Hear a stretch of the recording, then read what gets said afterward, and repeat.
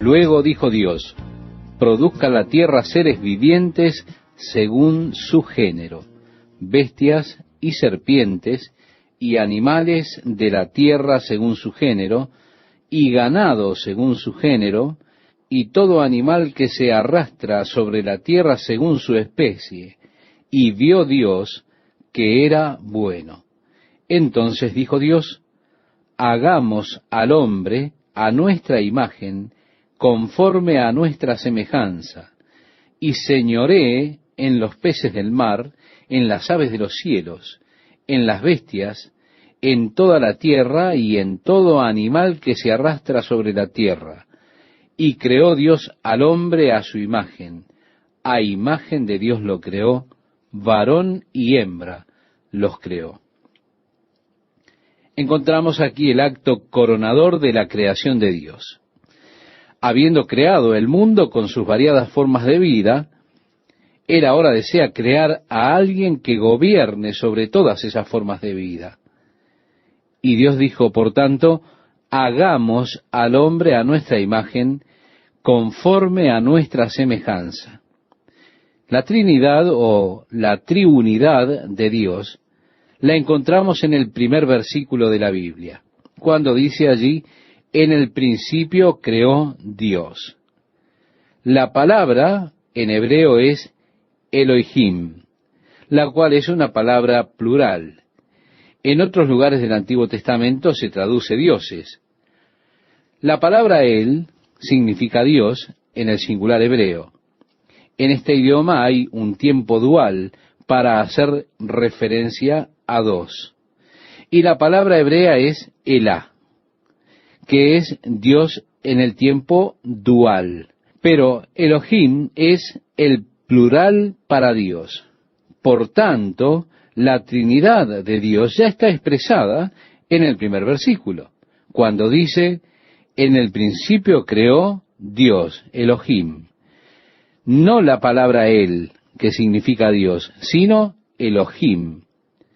Creó los cielos y la tierra. Y el Espíritu de Dios, el Espíritu Santo, se movía sobre la faz de las aguas. Y dijo Dios. En el momento que Dios habló, allí tenemos la palabra de Dios. Y como decía Juan en su Evangelio, en el capítulo 1, versículo 1, en el principio era el Verbo era con Dios, y el Verbo era Dios. Este era en el principio con Dios. Todas las cosas por Él fueron hechas. Bien, tenemos a Dios diciendo: hagamos a nuestra imagen, conforme a nuestra semejanza. Pero, ¿con quién estaba hablando Dios? Dios estaba hablando en el consejo de su voluntad, en la Trinidad de Dios, la cual no puede ser captada por nuestras mentes débiles y finitas. Pero fue en esa Trinidad de su naturaleza que Dios dijo: hagamos al hombre a nuestra imagen. Por lo tanto, Él le hizo al hombre conforme a su imagen, a la imagen de su naturaleza trina. Así que Dios es una Trinidad superior. El hombre creado a imagen de Dios es una Trinidad inferior. La Trinidad superior está compuesta por el Padre, el Hijo y el Espíritu Santo, mientras que la inferior, la Trinidad del hombre, se compone de espíritu, alma y cuerpo. Él dijo: conforme a nuestra semejanza. La principal característica gobernante de Dios es su autodeterminación, su voluntad, su habilidad para elegir y determinar su propio destino o su propio pensamiento. Ahora, el hombre creado a imagen de Dios fue hecho con autodeterminación. Al ser creado a semejanza de Dios, Él nos proveyó de la capacidad de escoger. Tenemos poder de autodeterminación. Podemos elegir lo que queremos. Tenemos ese poder, esa capacidad. Estamos hechos conforme a la imagen de Dios, que posee esta misma capacidad. Miremos lo siguiente. Si Dios me dotó de esa capacidad de elegir, sería un total despropósito a menos que me haya dado a mí una opción para elegir. Si Dios me dotó de esa capacidad de elegir, sería un total despropósito a menos que me haya dado a mí una opción para elegir. ¿De qué me serviría poder elegir si yo no tuviese opciones para elegir? No solo me da esta capacidad, sino que respeta la decisión que tomo. Decimos de nuevo, ¿de qué me serviría que Dios me diese la capacidad de elegir si luego Él no respeta esa decisión? Yo digo, quiero hacer esto, y Él dice, no lo puedes hacer. Eso no es libre albedrío. Si Él no respeta mi elección, entonces no hay verdadera libertad de elección. Debemos poner en claro los conceptos hasta aquí. Habiéndome dado la capacidad de elegir y haciéndome a su imagen, ahora Él tiene que ofrecerme alternativas, dándome la opción de actuar en consecuencia, pero además respetando la elección que yo realice. Esto es parte de la complejidad del libre albedrío que Dios nos dio, conforme a la imagen, conforme a su imagen, con la cual el hombre ha sido creado. Esto muestra por qué cuando Dios creó al hombre, Él creó también el jardín para ser habitado por éste, colocando allí un árbol en el huerto, un árbol del conocimiento del bien y del mal, y allí le dijo al hombre, no comas de él. Ahí está la elección ofrecida al hombre, puesto que si Dios le había otorgado esa capacidad de elegir, la misma no tendría valor de no haber algo lo cual elegir, ¿verdad? Y allí vemos nuevamente, Él está honrando y respetando nuestras decisiones. Si escojo no querer saber nada de Dios, si escojo no querer servirle ni amarle, eso será manifiesto para Él, que no debe forzarme a entrar en el cielo donde yo tendré que amarle, tendré que estar junto a Él y tendré que servirle.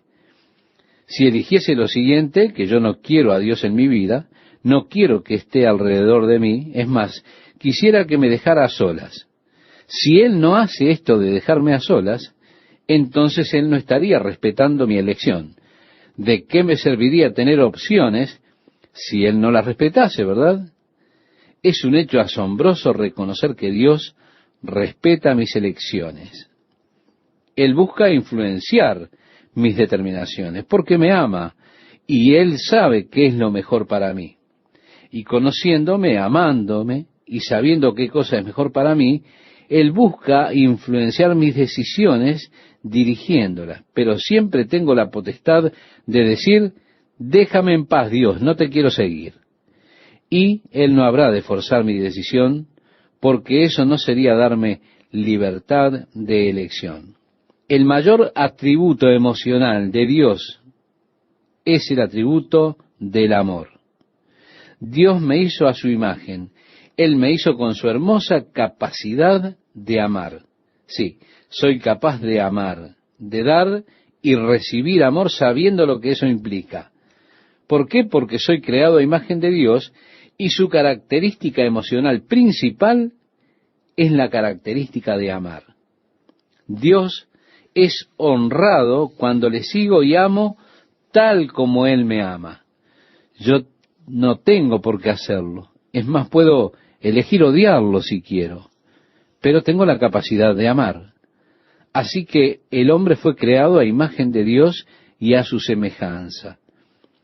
Esto no necesariamente implica semejanza en cuanto a la apariencia física, porque su apariencia ninguno de nosotros la conoce. Él siempre se opuso a que los hombres hiciesen alguna imagen semejante a Él. Al parecer al hombre en el Antiguo Testamento le era imposible no formar algún tipo de imagen tallando algo que representase a Dios. La semejanza de Dios la encontramos en Cristo. De Él dice la Biblia que la plenitud de la divinidad habita en Él corporalmente. Cuando Dios creó nuestros cuerpos, Él creó las orejas de modo que pudiésemos oír. Es así que pienso en mis orejas cuando quiero oír. Yo sé que Dios puede oír, pero eso no implica que necesariamente Dios tenga orejas como las mías. Yo las necesito para oír, pero Dios no tiene necesidad de tenerlas. Yo hago sonidos utilizando mi garganta, la lengua, los dientes y el paladar, entre otras partes. Y así formo los sonidos mediante la exhalación del aire y el movimiento coordinado de esas partes, de manera que sale el sonido de un modo tal que estamos de acuerdo que ese sonido significa algo en particular. Yo me puedo comunicar con usted de manera inteligible mediante los sonidos que puedo formar en mi boca. De este modo yo puedo hablar con usted. Ahora, ¿implica eso que Dios necesite el aparato bucal para hablar? No necesariamente. Él no necesita de una caja de resonancia para la voz. Él no necesita una laringe, una lengua y todas esas cosas. Tengo este pequeño sistema en mis ojos, el cual contiene un gel vítreo en su parte posterior que está tomando pequeñas fotografías a una frecuencia de 18 veces por segundo.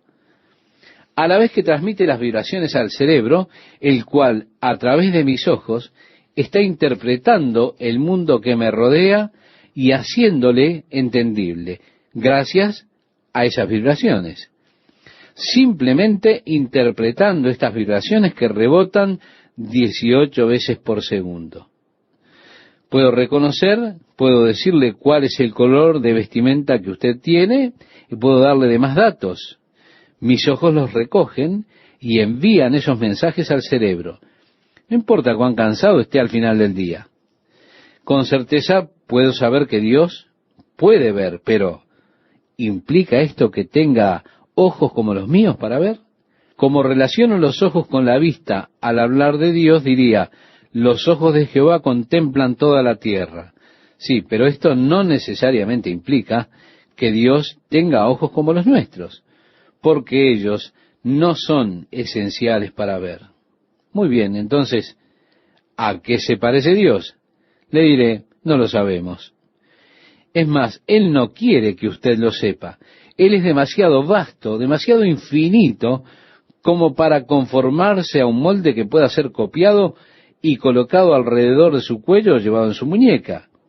El Dios infinito que creó el universo y todas las formas de vida que hay en él, permanece sin forma en nuestras propias mentes, porque Dios es espíritu, y los que le adoran en espíritu y en verdad, es necesario que le adoren. Tales adoradores busca que le adoren.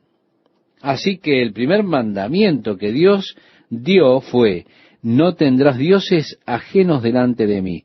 Y luego añadió, no te harás imagen o semejanza alguna de Dios para adorarla e inclinarte a ella.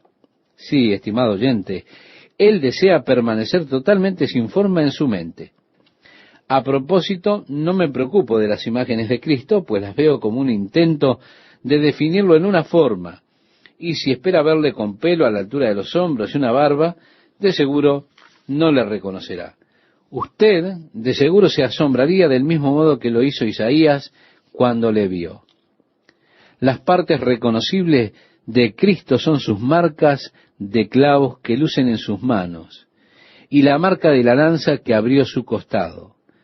Puede ser posible que Él sea la única persona perjudicada en su fisonomía. Todos estaremos en nuestros cuerpos nuevos y perfectos allí en el cielo, pero Él estará vistiendo las marcas de su cruz. Por lo tanto, será el único cuerpo con marcas características allá en el cielo. Así que Dios, haciendo al hombre a su propia imagen, según su propia semejanza, se está refiriendo a su naturaleza espiritual y a las capacidades de Dios, su autodeterminación y su amor, capacidades que Él nos ha dado a nosotros. Continúa la lectura y nos dice, y los bendijo Dios, y les dijo, fructificad y multiplicaos, llenad la tierra y sojuzgadla, y señoread en los peces del mar, en las aves de los cielos, y en todas las bestias que se mueven sobre la tierra. Así que Dios puso a la tierra en control del hombre, debajo de su autoridad. Él hizo al hombre el Señor de la tierra. para que sea fructífera y se multiplique poblándola, para que la subyugue y para que tenga dominio sobre las cosas creadas. Y dijo Dios: He aquí os he dado toda planta que da semilla que está sobre la tierra, y todo árbol en que hay fruto y que da semilla, os será para comer. Esto alimento. Y a toda bestia de la tierra, y a todas las aves de los cielos, y a todo lo que se arrastra sobre la tierra en que hay vida, toda planta verde les será para comer. Y fue así. En el principio, estimado oyente, no había animales carnívoros. El mundo vivía en armonía con Dios, por tanto, en armonía unos con otros. Y vio Dios todo lo que había hecho, y he aquí que era bueno en gran manera. Y fue la tarde y la mañana, el día sexto. Así continúa la lectura. Ahora bien, los 3 primeros versículos del capítulo 2 pertenecen al capítulo 1. Fueron pues acabados los cielos y la tierra y todo el ejército de ellos, lo cual incluía también los ángeles. A estos es a quienes se les llama el ejército de ellos. Y acabó Dios en el día séptimo la obra que hizo, y reposó el día séptimo de toda la obra que hizo. Esto, estimado oyente, no quiere decir que Dios estuviera exhausto, sino que significa que las obras creativas de Dios estaban completas. Él descansó de su creación. Había creado todo lo que se necesitaba a estas alturas, y este era el fin de sus actos creativos. Terminó sus actos creativos el día séptimo. Todas las cosas fueron creadas o reformadas en un período de 6 días, y allí fue que Dios descansó de sus actos creadores, como se indica allí. Descansó de su creación, de todo el trabajo que había realizado. Y bendijo Dios al día séptimo, y lo santificó, porque en él reposó de toda la obra que había hecho en la creación. Quiero preguntarle algo. ¿Para qué apartó el día séptimo? Lo hizo para que el hombre reconociera a Dios. El día séptimo debe ser el día en que reconozcamos a Dios y se lo concedamos a Él. Lo hacemos mediante el descanso. Un día de reconocimiento al Señor, un día del Creador, que ha dejado una tan amplia evidencia de Él mismo en su creación. Posteriormente, cuando Dios llamó a una nación, un pueblo separado para Él, lo encontramos dándole a ellos una ley con respecto al séptimo día, un pacto entre Dios e Israel para siempre, que en 6 días harían la obra, y el séptimo día sería apartado para descansar. 6 años plantarían sus campos, pero en el séptimo dejarían reposar la tierra. 6 años irían a la esclavitud, pero al séptimo quedarían libres. Y este patrón de 6 días y 1 será establecido por Dios a través de la historia de su pueblo y entregado en toda su cultura. Así que encontramos que todo es bello. El mundo y el universo han sido creados. El mundo ha sido establecido. Las condiciones ambientales han sido colocadas de forma apropiada para el hombre. Los árboles y los vegetales han sido colocados aquí para su comida. La atmósfera ha sido creada para sustentar su vida. Los sistemas acuíferos, todos están allí. También los animales, y ahora el hombre para que lo gobierne. Está hecho. Y Dios descansó en el séptimo día de su obra creadora.